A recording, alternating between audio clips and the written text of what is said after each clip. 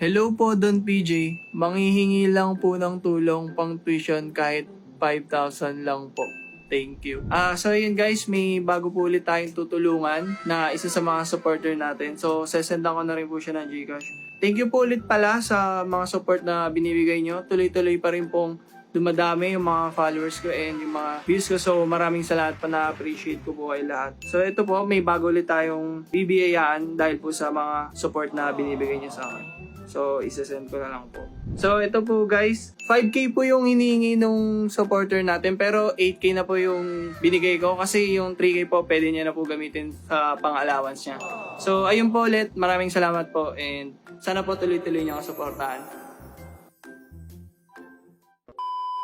What's up, neighbor? So yun, mahalata nyo, wala akong boses kasi yun nga, kaka-live doon kay So 150.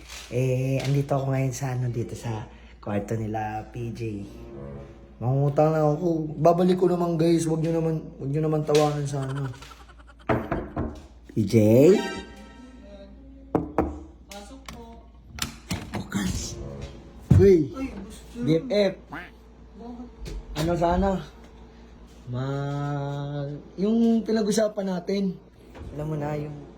basta alam mo na yun. Yung utang. Wala pa rin kasi boss binibigay si mami. Ha? Wala pa rin po akong pera dito. Nope.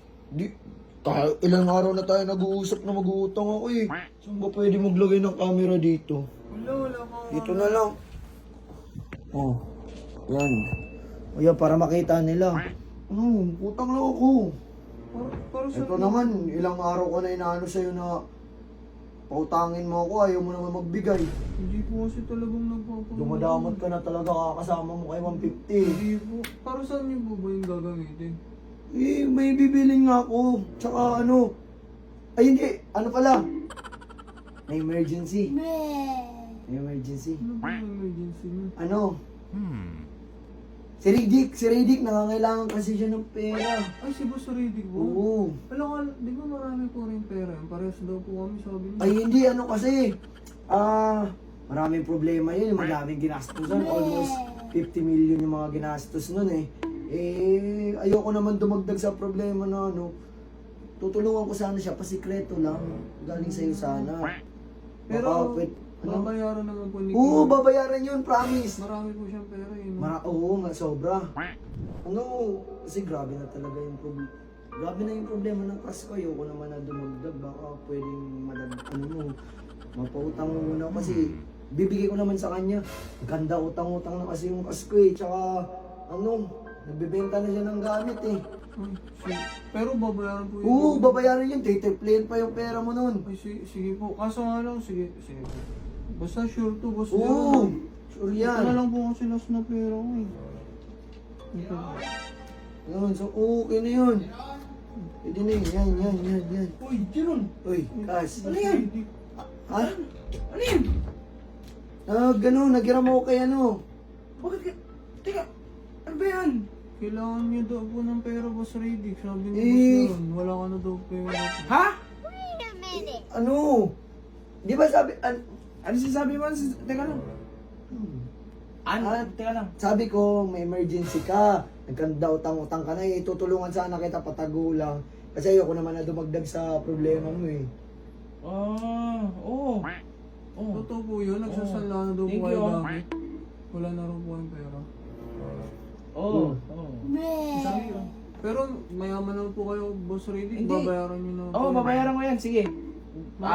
Siguro mga next week, ha? Sige po. Well, thank you, Thank you, Tol. Thank you so much talaga. Thank you. Para talaga to sa cash ko eh. Sige po, gusto Thank ko lang you. rin po makatulong. Maraming salamat.